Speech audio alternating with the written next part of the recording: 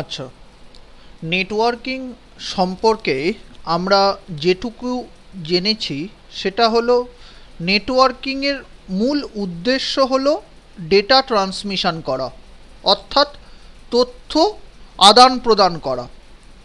এখন প্রশ্ন হলো যে যখন কোনো একটি কম্পিউটার থেকে আরেকটি কম্পিউটারে আমি যখন কোনো তথ্য পাঠাচ্ছি, অর্থাৎ কোনো ডেটাকে আমি যখন ট্রান্সমিট করছি, সেই ডেটাটা অ্যাকচুয়ালি কীভাবে ট্রান্সমিট হচ্ছে, কী ফর্মে ডেটাটা ট্রান্সমিট হচ্ছে, সেটাই আজকে আমরা প্রথম দেখব প্রথম ক্লাসে।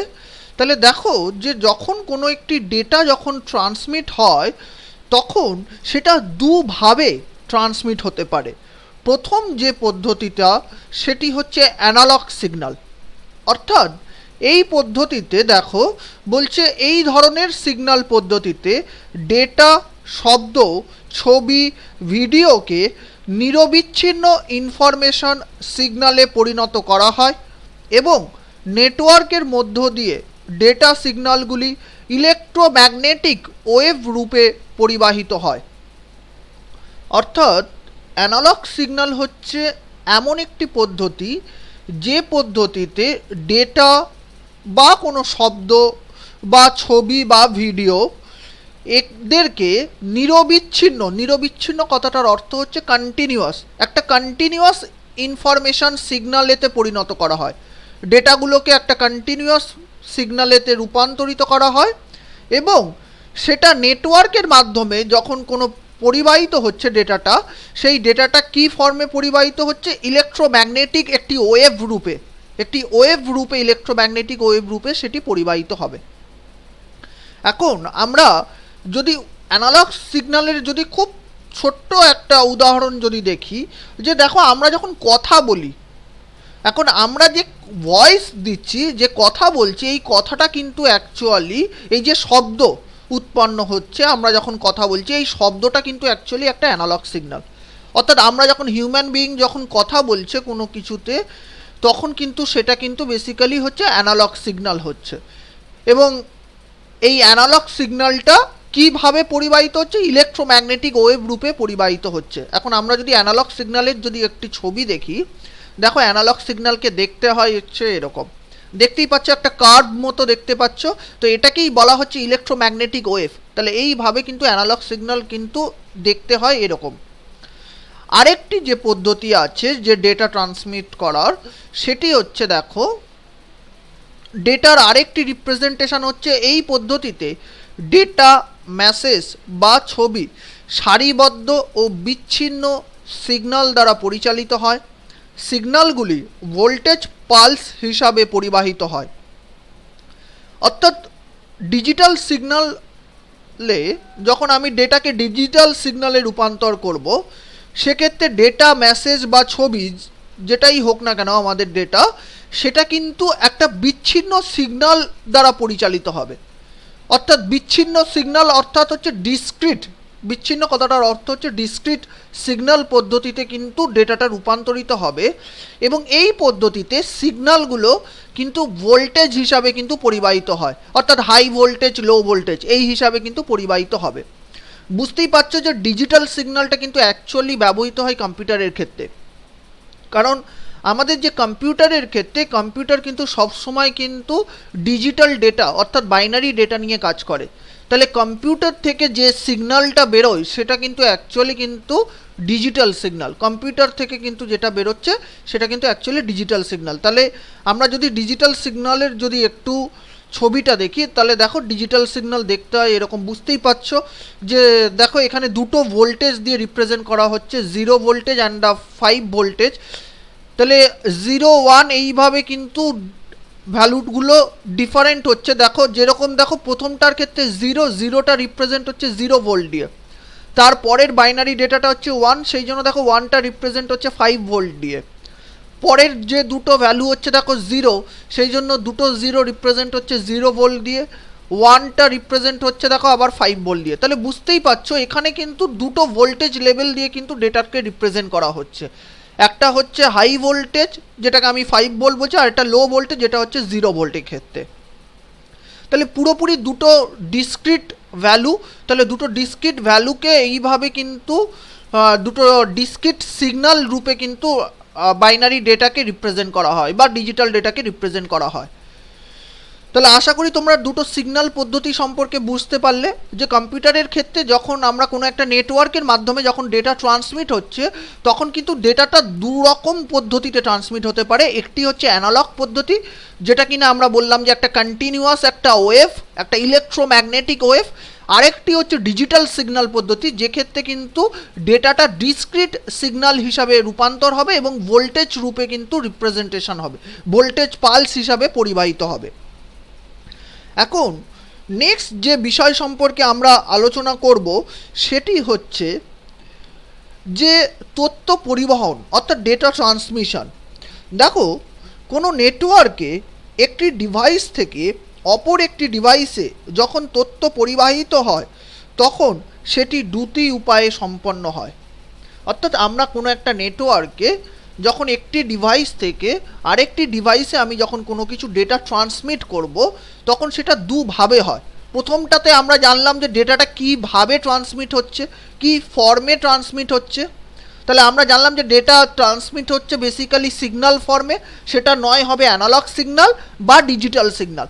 এখন প্রশ্ন হচ্ছে যে একটি ডিভাইস থেকে আমরা যখন আরেকটি ডিভাইসে যখন আমরা ডেটা ট্রান্সমিট করব কোনো একটা সিগন্যাল পদ্ধতিতে, তাহলে সেটা কিন্তু দুভাবে করা যায়। তাহলে কি কি পদ্ধতির নামটা জানি আগে। প্রথমটা হচ্ছে সমান্তরাল পরিবহন, ইংলিশে যাকে বলা হচ্ছে প্যারালাল ট্রান্সমিশন, এবং সেকেন্ড যেটি আছে সেটি হচ্ছে ধারাবাহিক পরিবহন, যাকে ইংলিশে বলা হচ্ছে সিরিয়াল ট্রান্সমিশন। তাহলে আমাদের একটা নেটওয়ার্কে কোনো একটি ডিভাইস থেকে আরেকটি ডিভাইসে যখন আমি কোনো কিছু ডেটা ট্রান্সমিট করব সেই ডেটা ট্রান্সমিশনটা কিন্তু দুটোর মধ্যে যে কোনো একটি পদ্ধতি অবলম্বন করে হবে। নয় ডেটাটা প্যারালাল ট্রান্সমিশন হিসাবে পরিবাহিত হবে, না হলে সিরিয়াল ট্রান্সমিশন হিসাবে পরিবাহিত হবে। তাহলে এখন দেখা যাক এই দুটো ট্রান্সমিশন সম্পর্কে জানা যাক। তাহলে প্রথম আমরা দেখব হচ্ছে প্যারালাল ট্রান্সমিশন বা সমান্তরাল পরিবহন। দেখো, এইরূপ পরিবহন পদ্ধতিতে প্রেরক অর্থাৎ সেন্ডার থেকে গ্রাহক অর্থাৎ রিসিভার কম্পিউটারে তথ্য প্রেরণের জন্য এন সংখ্যক তার বা চ্যানেল ব্যবহার করা হয়। এই এন সংখ্যক তারের মাধ্যমে একসাথে এন বিট ডেটাকে প্রেরক থেকে গ্রাহক কম্পিউটারে পাঠানো সম্ভব হয়। অর্থাৎ সিরিয়াল অর্থাৎ প্যারালাল ট্রান্সমিশন বা সমান্তরাল পরিবহনের ক্ষেত্রে যেটা বলা হচ্ছে যে এক্ষেত্রে সেন্ডার এবং রিসিভার অর্থাৎ প্রেরক এবং গ্রাহক এদের মধ্যে যখন ডেটা ট্রান্সমিট হচ্ছে তখন তাদের মধ্যে সেন্ডার এবং রিসিভারের মধ্যে এন সংখ্যক তার আছে, এন সংখ্যক তার বা চ্যানেল আছে। এখন এই এন সংখ্যক তার এর মাধ্যমে আমরা কিন্তু এন বিট ডেটাকে সেন্ডার থেকে রিসিভারে আমরা ট্রান্সফার করতে পারি।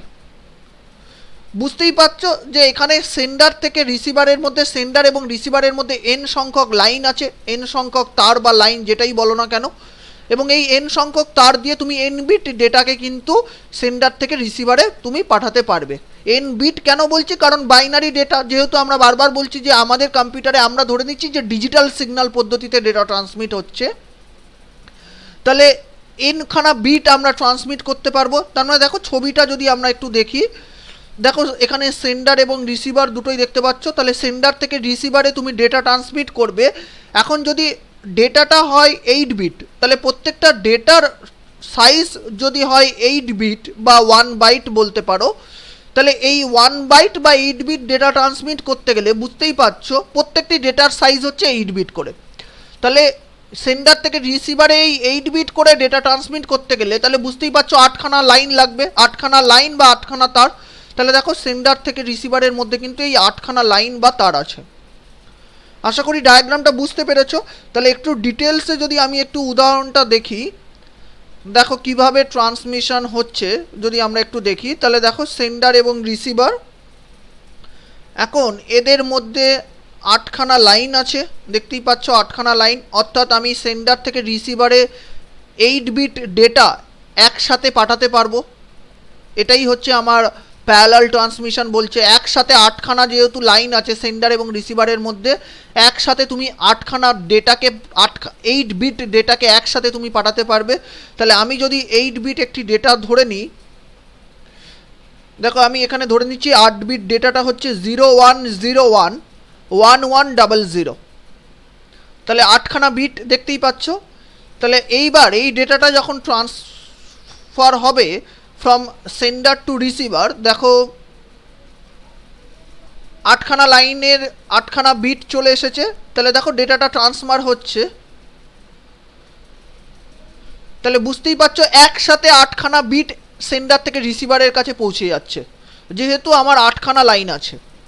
তাহলে বুঝতেই পারছো যে সেন্ডার এবং রিসিভারের মধ্যে n সংখ্যক লাইন থাকবে, এবং এই n সংখ্যক লাইন বা তারের মাধ্যমে আমি nখানা বিটকে একসাথে সেন্ডার থেকে রিসিভারে পাঠাতে পারবো। এক্ষেত্রে এই উদাহরণটাতে যেহেতু সেন্ডার এবং রিসিভারের মধ্যে 8খানা লাইন আছে, তাহলে একসাথে আমি 8টা বিটকে একসাথে সেন্ডার থেকে রিসিভারে কিন্তু পাঠাতে পারবো। তাহলে এই ধরনের ট্রান্সমিশন পদ্ধতিকে বলছে প্যারালাল ট্রান্সমিশন পদ্ধতি বা সমান্তরাল পরিবহন। এইবার দেখে নেওয়া যাক যে সমান্তরাল পরিবহনের কি সুবিধা। প্রথম সুবিধাটা যদি লক্ষ্য করো, এই ধরনের পরিবহনের গতি অনেক বেশি। বুঝতেই পারছো এখানে সেন্ডার এবং রিসিভারের মধ্যে যেহেতু n সংখ্যক লাইন আছে, তাহলে একসাথে তুমি nখানা বিটকে একেবারে nখানা বিটকে তুমি সেন্ডার থেকে রিসিভারে পাঠিয়ে দিতে পারবে। তাহলে সেই জন্যই বলা হচ্ছে এই ধরনের পরিবহনের গতি অনেক বেশি হয়। দ্বিতীয় যে অ্যাডভান্টেজ, তথ্য পরিবহনের জন্য কোনোরূপ কনভার্টারের প্রয়োজন হয় না। তাহলে এক্ষেত্রে তথ্য পরিবহনের জন্য কিন্তু কোনোভাবে আলাদাভাবে কিন্তু কোনোভাবে কনভার্টারের প্রয়োজন হচ্ছে না। কেন হচ্ছে না? কারণ হচ্ছে আমার কম্পিউটারের মধ্যে ডেটাটা ছিল ডিজিটাল ডেটা, এবং কম্পিউটার থেকে সেন্ডারের মধ্যে ডেটাটা ছিল ডিজিটাল ডেটা। সেন্ডার থেকে যখন রিসিভারে যাচ্ছে তখন nখানা বিটের জন্য nখানা চ্যানেল ইউজ করেছো, তার মধ্যে দিয়ে কিন্তু আমার ডিজিটাল সিগন্যালটা পরিবাহিত হচ্ছে। তাহলে আলাদা করে কিন্তু কোনো কিছু কনভার্টার করতে হচ্ছে না। কনভার্টারের বেসিক্যালি কাজ হচ্ছে একটা ট্রান্সমিশন পদ্ধতি থেকে আরেকটা ট্রান্সমিশন পদ্ধতিতে কনভার্ট করে। তাহলে এক্ষেত্রে সেটার কিন্তু দরকার হচ্ছে না। নেক্সট হচ্ছে দেখো সমান্তরাল পরিবহনের অসুবিধা। তাহলে অসুবিধা, প্রথম যেটা মেন অসুবিধা সেটি হচ্ছে এই ধরনের পরিবহনে n সংখ্যক তার বা চ্যানেল ব্যবহৃত হয়, যেটা আমরা এক্ষুনি দেখলাম। ফলে তথ্য পরিবহনের খরচ অনেক বেশি। যেহেতু বুঝতেই পারছো যে যেহেতু সেন্ডার এবং রিসিভারের মধ্যে ডেটা ট্রান্সমিশন করার জন্য n সংখ্যক তারকে ব্যবহার করতে হচ্ছে বা n সংখ্যক লাইনকে ব্যবহার করতে হচ্ছে, সেই জন্য এক্ষেত্রে কিন্তু কস্ট অর্থাৎ খরচ কিন্তু অনেক বেশি হয় তথ্য পরিবহন করতে, কারণ n সংখ্যক তোমার তারের প্রয়োজন হচ্ছে। নেক্সট হচ্ছে এই ধরনের পদ্ধতি বেশি দূরত্বের পরিবহনে উপযুক্ত নয়। বুঝতেই পারছো যদি সেন্ডার এবং রিসিভারের মধ্যে যদি অনেকটা দূরত্ব থাকে, সেই ধরনের ক্ষেত্রে কিন্তু প্যারালাল ট্রান্সমিশন কিন্তু কার্যকরী নয়, কারণ সেক্ষেত্রে কিন্তু খরচ অনেক বেশি হয়ে যাবে। তাহলে প্যারালাল ট্রান্সমিশন কিন্তু খুব কম ডিস্টেন্সের জন্য, যেখানে সেন্ডার এবং রিসিভারের মধ্যে দূরত্ব খুব কম, সেক্ষেত্রে কিন্তু বেশি পরিমাণে কার্যকরী। খুব বেশি দূরত্ব যদি হয় সেন্ডার এবং রিসিভারের মধ্যে, বুঝতেই পারছো তার অনেক লেগে যাবে। অনেক তার লাগা মানেই কিন্তু তথ্য পরিবহনের খরচ কিন্তু অনেক বেড়ে যাবে। তাহলে আশা করি তোমরা প্যারালাল ট্রান্সমিশন বা সমান্তরাল পরিবহন সম্পর্কে তোমরা বুঝতে পারলে। এবার আরেকটি যে পরিবহন সম্পর্কে আমরা জানলাম যে সিরিয়াল ট্রান্সমিশন, যাকে বাংলায় বলা হচ্ছে ধারাবাহিক পরিবহন, তাহলে সেটি সম্পর্কে জানা যাক। দেখো বলছে এই পদ্ধতিতে তথ্যগুলি কেবলমাত্র একটি তার বা চ্যানেলের মধ্য দিয়ে বিট আকারে একটির পরে একটি প্রেরিত হয়। তার মানে বুঝতেই পারছো যে প্যারালাল ট্রান্সমিশনে যেখানে তুমি nখানা চ্যানেল বা nখানা তারকে ব্যবহার করেছিলে ডেটা ট্রান্সমিশন করার জন্য, কিন্তু সিরিয়াল ট্রান্সমিশনের ক্ষেত্রে কিন্তু একটি মাত্র তার বা চ্যানেল ব্যবহার করা হচ্ছে, এবং একটি তার দিয়ে বুঝতেই পারছো একসাথে এনখানা বিট পাঠানো সম্ভব নয়। সেই জন্য একটি তার যেহেতু ব্যবহার করছো, সেই জন্য এখানে একটির পরে আরেকটি এইভাবে কিন্তু এক একটা বিট কিন্তু ট্রান্সফার হচ্ছে from sender to receiver. Next যে বিষয়টি বলার, যেহেতু কম্পিউটার বা ডিভাইসের মধ্যে সমান্তরালভাবে তথ্যাদির পরিবহন হয়ে থাকে, তাই এক্ষেত্রে পরিবহনের জন্য দুটি কনভার্টারের প্রয়োজন হয়। একটি কনভার্টার প্রেরক ও লাইনের মধ্যে থাকে এবং অপর কনভার্টারটি গ্রাহক ও লাইনের মধ্যে থাকে। যে বিষয়টি বলার সেটি হচ্ছে, যখন কম্পিউটারের মধ্যে বা ডিভাইসের মধ্যে যখন তথ্য আদান প্রদান হয়, অর্থাৎ একটা কম্পিউটারের মধ্যে যখন তোমার ডেটা নিয়ে কম্পিউটার কাজ করছে, সেই ডেটাগুলো কিন্তু সমান্তরালভাবে কিন্তু কম্পিউটারের মধ্যে পরিবাহিত হচ্ছে, একটা ডিভাইস বা একটা কম্পিউটারের মধ্যে, একটা ডিজিটাল কম্পিউটারের মধ্যে। এইবার তাহলে কম্পিউটারের মধ্যে কিন্তু ডেটাটা রিপ্রেজেন্টেশনটা হচ্ছে, ডেটাটা ট্রান্সফার হচ্ছে কম্পিউটারের মধ্যে কিন্তু সমান্তরালভাবে বা প্যারালাল ট্রান্সমিশন পদ্ধতিতে। এখন যে মুহূর্তে তুমি কম্পিউটার থেকে ডেটাটাকে আরেকটি কম্পিউটারে পাঠাবে, তার মানে বুঝতেই পারছো কম্পিউটার কিন্তু প্যারালাল ডেটা দিচ্ছে, কম্পিউটার কিন্তু 1 বিট করে একটা করে ডেটা কিন্তু দিচ্ছে না। কম্পিউটার যখন ডেটাটা দিচ্ছে চ্যানেলকে একসাথে 8খানা বিট করে দিচ্ছে, প্যারালাল ট্রান্সমিশন হিসাবে দিচ্ছে। সেই জন্য এক্ষেত্রে কি হচ্ছে, পরিবহন করার জন্য দুটো কনভার্টারের প্রয়োজন হচ্ছে। একটি কনভার্টার কোথায় থাকছে, প্রেরক ও লাইনের মধ্যে, এবং অপর কনভার্টারটি গ্রাহক ও লাইনের মধ্যে। কেন দুটো কনভার্টার? দেখো, প্রথম যে কনভার্টারটা অর্থাৎ যেটা প্রেরক ও লাইনের মধ্যে থাকছে, প্রথম কনভার্টারটি সমান্তরাল সিগন্যালকে ধারাবাহিক সিগন্যালে পরিণত করে। অর্থাৎ কম্পিউটার যে ডেটাটা দিচ্ছে, ডেটাটা যখন চ্যানেলকে দিচ্ছে সেটা কিন্তু প্যারালাল ডেটা দিচ্ছে। তাহলে প্রথম কনভার্টারের কাজ হচ্ছে ওই প্যারালাল সিগন্যালটাকে ধারাবাহিক সিগন্যাল অর্থাৎ সিরিয়াল সিগন্যালে কিন্তু পরিণত করা। আর দ্বিতীয় কনভার্টারটা কোথায় থাকছে, আমরা বলেছি রিসিভারের কাছে থাকছে, রিসিভার এবং লাইনের মধ্যে। তাহলে দ্বিতীয় কনভার্টারের কাজ হচ্ছে এই ধারাবাহিক সিগন্যাল, কারণ পদ্ধতিটা হচ্ছে সিরিয়াল ট্রান্সমিশন। তাহলে সেন্ডার থেকে রিসিভারের কাছে যখন ডেটাটা যাচ্ছে চ্যানেলের মধ্য দিয়ে, সেটা কিন্তু সিরিয়াল ডেটা যাচ্ছে। তাহলে সেই সিরিয়াল ডেটাকে আবার কি পুনরায় করে দিচ্ছে, কিসে পরিণত করছে, প্যারালাল সিগন্যালে। তাহলে এইটার কাজ হচ্ছে দ্বিতীয় কনভার্টারের। তাহলে আশা করি ব্যাপারটা বুঝতে পারছো যে ধারাবাহিক পরিবহন বা সিরিয়াল ট্রান্সমিশনের ক্ষেত্রে সেন্ডার এবং রিসিভারের মধ্যে একটাই ওয়্যার থাকবে বা একটাই তার থাকবে। এই একটা তারের মাধ্যমে একটা করে বিট ডেটা ট্রান্সমিট হবে, একটার পর একটা ডেটা কিন্তু সেন্ডার থেকে রিসিভারের কাছে পৌঁছাবে।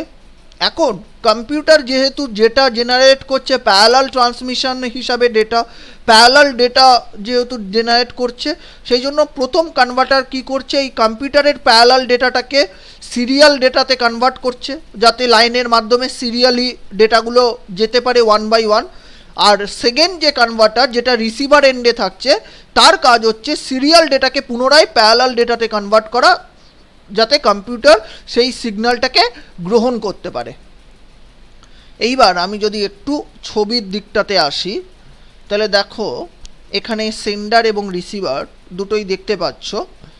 দেখো এদের মধ্যে কিন্তু যেরকমটা বলছিলাম, দেখো একটাই লাইন আছে বা একটাই তার আছে।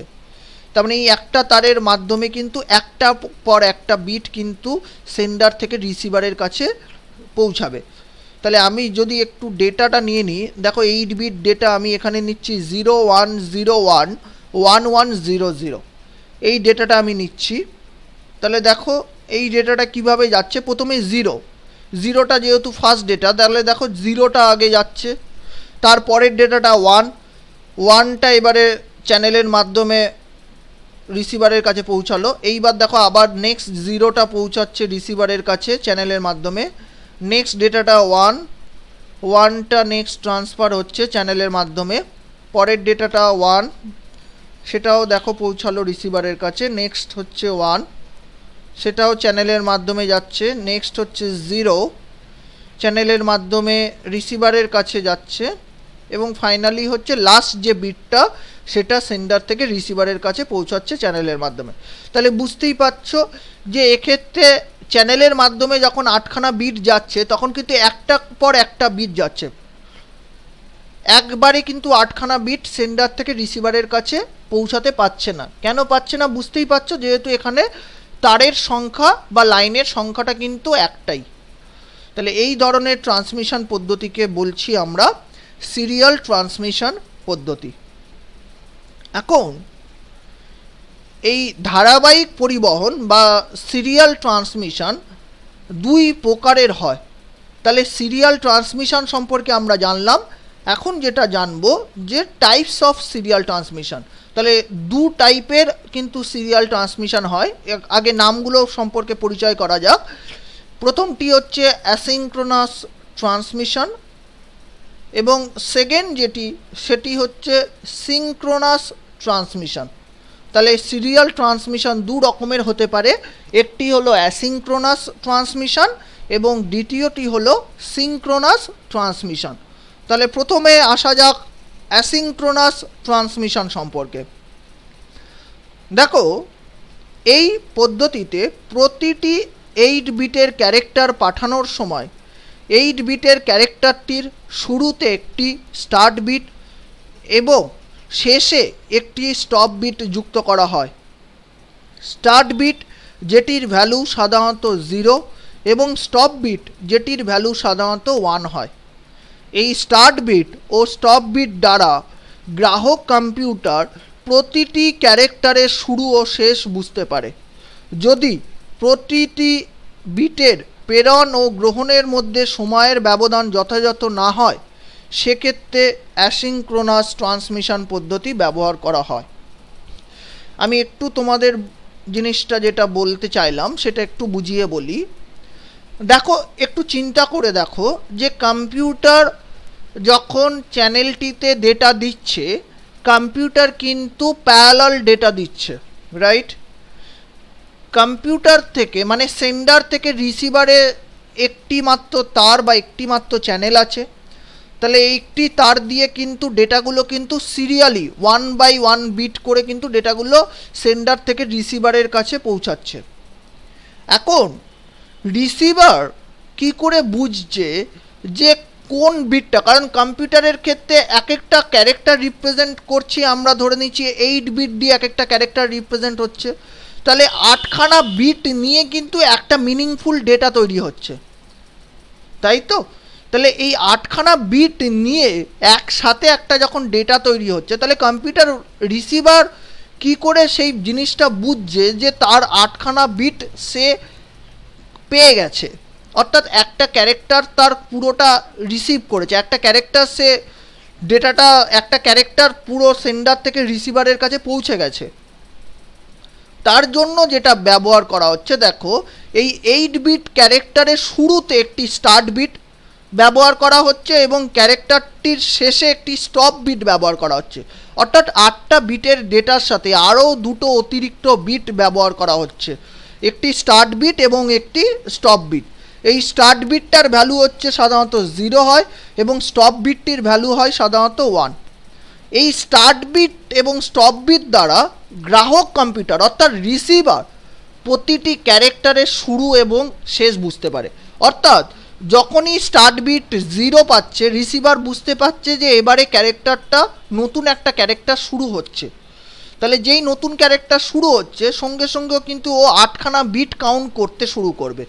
তাহলে যেই 8খানা বিট কাউন্ট করতে শুরু করলো, কারণ 8খানা বিট নিয়ে একটা ক্যারেক্টার তৈরি হচ্ছে, তাহলে 8খানা বিট কাউন্ট করার পর যেই 8খানা বিট সে পেয়ে গেছে রিসিভার, সঙ্গে সঙ্গে দেখো নেক্সট ও কী ভাববে যে এবারে আসার কথা স্টপ বিট, অর্থাৎ স্টপ বিটের ভ্যালু যেই 1 আসবে সঙ্গে সঙ্গে ও বুঝতে পারবে যে ও সঠিক ডেটাটা কিন্তু পেয়েছে।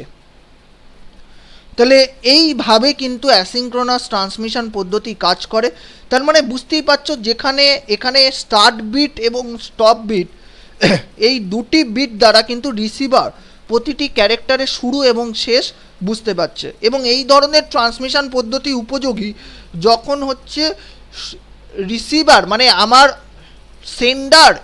সেন্ডার যে স্পিডে ডেটা পাঠাচ্ছে এবং রিসিভার যে স্পিডে ডেটাকে রিসিভ করছে, এই দুটোর মধ্যে যদি সময়ের ব্যবধান যদি সঠিক না হয়, যেমন ধরো হয়তো সেন্ডারের ডেটা ট্রান্সমিশন স্পিড হচ্ছে খুব বেশি, কিন্তু রিসিভারের ক্ষেত্রে ডেটা অ্যাকসেপ্ট করার স্পিড হচ্ছে খুব কম, ডেটা রিসিভ করার স্পিড হচ্ছে খুব স্লো। সেক্ষেত্রে তো দুটোর মধ্যে স্পিডের তো একটা মিসম্যাচ হবে, দুটোর স্পিড তো সমান হচ্ছে না। এই ধরনের ক্ষেত্রে কিন্তু অ্যাসিঙ্ক্রোনাস ট্রান্সমিশন কিন্তু খুব বেশি কার্যকরী, কারণ এক্ষেত্রে কিন্তু স্পিডটা কিন্তু আমরা কনসিডারের মধ্যে আসছে না, কারণ রিসিভার স্টার্ট বিট এবং স্টপ বিট এই দুটো বিট দিয়ে কিন্তু বুঝতে পারছে যে এক একটা ডেটা, এক একটা কমপ্লিট ডেটাকে বা এক একটা ক্যারেক্টারকে কিন্তু চিহ্নিত করতে পারছে। এইবার দেখো আমরা যদি একটু অ্যাসিঙ্ক্রোনাস ট্রান্সমিশনের একটু ডায়াগ্রামটা দেখি, দেখো দেখতেই পাচ্ছ যে সেন্ডার থেকে রিসিভারের মধ্যে এই ডেটাটা যাবে 8 বিটের ডেটা, তাহলে এই 8খানা বিট নিয়ে একটা ক্যারেক্টার গঠিত হচ্ছে।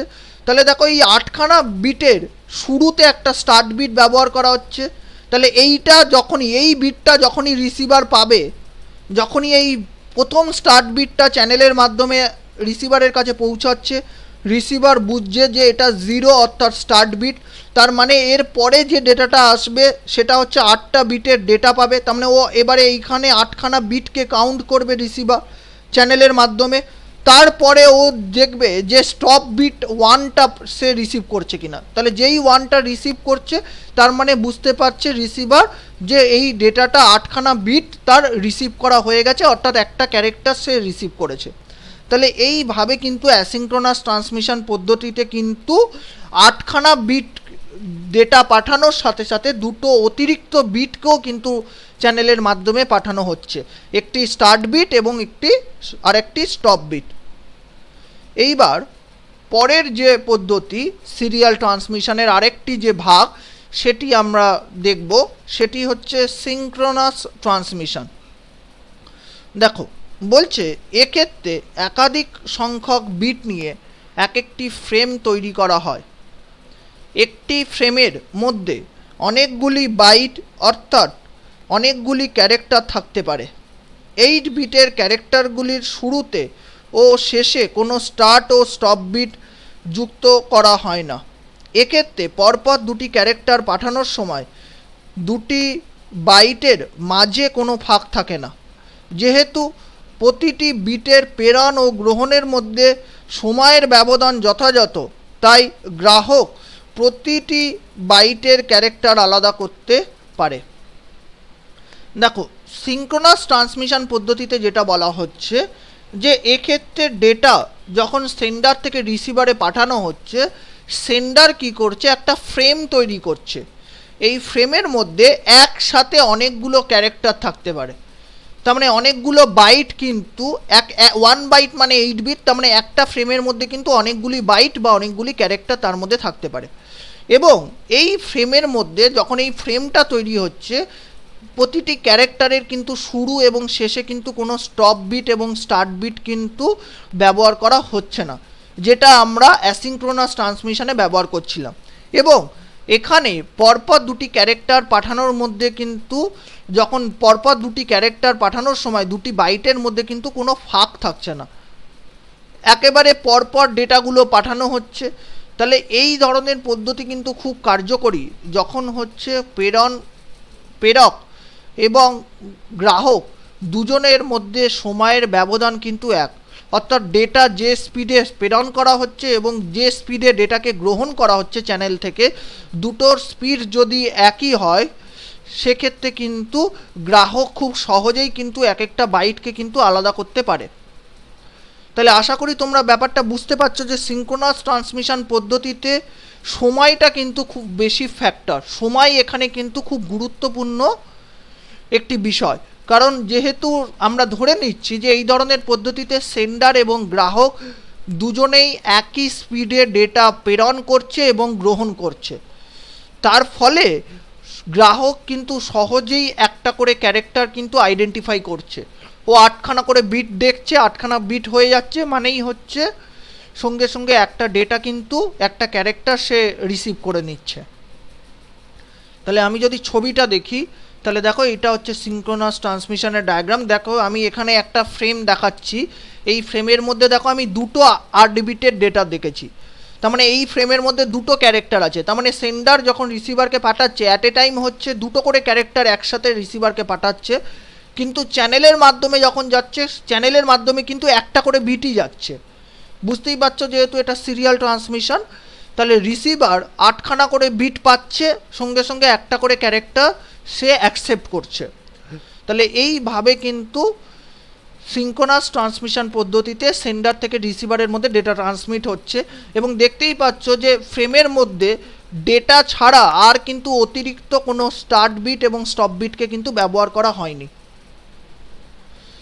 এইবার আসা যাক যে এতক্ষণ যে আমরা সিরিয়াল ট্রান্সমিশন সম্পর্কে জানলাম, এখন এই সিরিয়াল ট্রান্সমিশনের কি সুবিধা। তাহলে দেখো, প্রথম যে সুবিধা সেটি হলো এক্ষেত্রে একটি মাত্র তার বা চ্যানেলের মধ্য দিয়ে তথ্যগুলি পরিবাহিত হয়। যেমনটি আমরা জানলাম যে এখানে প্যারালাল ট্রান্সমিশনের মতো এন সংখ্যক তার বা চ্যানেলের প্রয়োজন হচ্ছে না, দরকার পড়ছে না, একটি তার দিয়েই তথ্যগুলো আমরা পাঠাতে পারছি। নেক্সট হচ্ছে এইরূপ পরিবহনের খরচ অনেক কম। বুঝতেই পারছো যেহেতু তারের সংখ্যা কেবল একটি, সুতরাং এই ধরনের ট্রান্সমিশন পদ্ধতিতে পরিবহনের খরচ কিন্তু কম। এইবার ধারাবাহিক পরিবহনের আমরা যদি একটু অসুবিধার দিকে তাকাই, এখন ধারাবাহিক পরিবহনের অসুবিধার ক্ষেত্রে প্রথম যে অসুবিধা সেটি হচ্ছে দেখো, পরিবহনের গতি অনেক কম।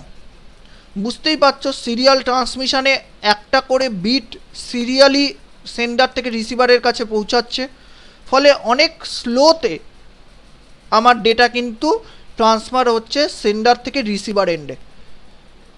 যেটা প্যারালাল ট্রান্সমিশন পদ্ধতিতে আমরা দেখেছিলাম পরিবহনটার গতি কিন্তু অনেক বেশি ছিল, কারণ ক্ষেত্রে 8খানা বিট একেবারে সেন্ডার থেকে রিসিভারের কাছে পৌঁছাচ্ছিল। কিন্তু সিরিয়াল ট্রান্সমিশনের ক্ষেত্রে সেটা সম্ভব নয়, যেহেতু তারের সংখ্যা কেবল 1। তাহলে 8খানা বিটকে পাঠাতে গেলে কিন্তু তোমাকে এক এক সময়ে কিন্তু এক একটা করে বিটই কিন্তু পাঠাতে পারবে, তুমি একবারে 8খানা বিটকে কিন্তু পাঠানো সম্ভব নয়। নেক্সট যে অসুবিধা সেটি হচ্ছে এক্ষেত্রে দুটি কনভার্টারের প্রয়োজন হচ্ছে। বুঝতেই পারছো আমরা জানলাম যে সিরিয়াল ট্রান্সমিশনের ক্ষেত্রে দুটো কনভার্টারের প্রয়োজন হচ্ছে। প্রথম কনভার্টারটি সেন্ডারের কাছে থাকছে, যেটি প্যারালাল ডেটাকে সিরিয়াল ডেটাতে কনভার্ট করছে, কারণ কম্পিউটার প্যারালাল ডেটা জেনারেট করছে কিন্তু তারের মাধ্যমে ডেটাটা যাচ্ছে সিরিয়ালি। তাহলে প্রথম কনভার্টারের কাজ হচ্ছে প্যারালাল ডেটাকে সিরিয়ালে কনভার্ট করছে, এবং আরেকটি যে কনভার্টার সেটি রিসিভার এন্ডে থাকছে, যেটা সিরিয়াল ডেটাকে পুনরায় প্যারালাল ডেটাতে কনভার্ট করছে। তাহলে এই হচ্ছে ধারাবাহিক পরিবহনের অসুবিধা। তাহলে আমি আশা করি যে তোমরা এই দুটো ট্রান্সমিশন পদ্ধতি অর্থাৎ প্যারালাল ট্রান্সমিশন এবং সিরিয়াল ট্রান্সমিশন এই দুটো সম্পর্কে তোমাদের ধারণাটা পরিষ্কার হয়েছে।